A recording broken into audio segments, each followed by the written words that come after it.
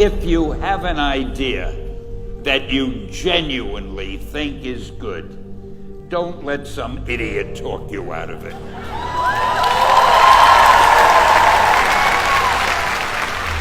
We had already done the Fantastic Four and I think maybe the X-Men, I can't remember the order, but my publisher came to me and he said, Stan, I want you to come up with another superhero.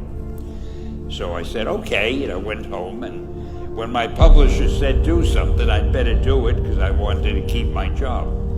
I thought, what can I come up with now? And the most important thing in a superhero at first is the superpower. Once you get that, everything else comes along. So I thought, what power will I give a new guy? And I saw a fly crawling on the wall. And I said, hey, if I could get a superhero that could stick to walls and crawl on them, man, that would be cool. So I thought that was good. Now I needed a name. So I said, well, let's see.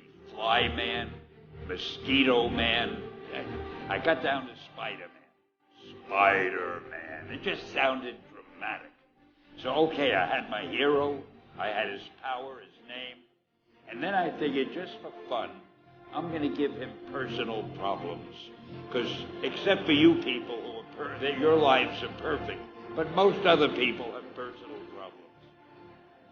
And then I thought I'd make him a teenager, because there were no teenage superheroes that I knew of at the time.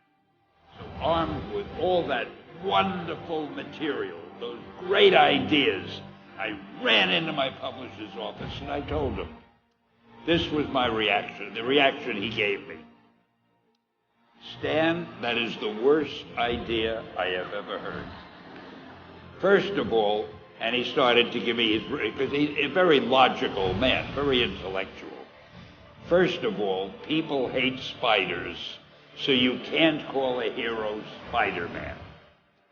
You want him to be a teenager? Teenagers can only be sidekicks. And you want him to have personal problems?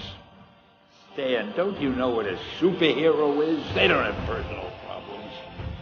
Well, I left the office disappointed, but obviously a much wiser man. And I couldn't get Spider-Man out of my system. So we were about to kill a magazine. I think it was called Amazing Fantasy. It wasn't selling well, and we were sending the last issue to press. When you do the last issue of a magazine, nobody cares what you put in it because the book is dying. Just to get it out of my system, I put Spider-Man in Amazing Fantasy, featured him on the cover, forgot about it. A month later, all the sales figures came in. My publisher came racing into my office. Stan, you remember that character we both loved so much, Spider-Man? He said, let's do him as a series. Now, why am I telling you this? Besides the fact that I have to kill a little time. If you have an idea that you genuinely think is good, don't let some idiot talk you out of it.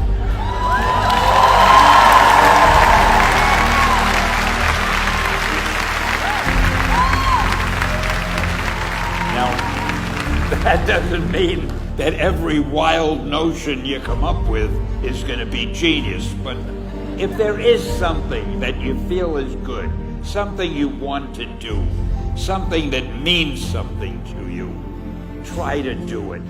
Because I think you can only do your best work if you're doing what you want to do, and if you're doing it the way you think it should be done. Just do your thing, do it as well as you, that's the important thing. Don't shirk. Whatever you do, give it your best shot. You'll be glad you did. Excelsior!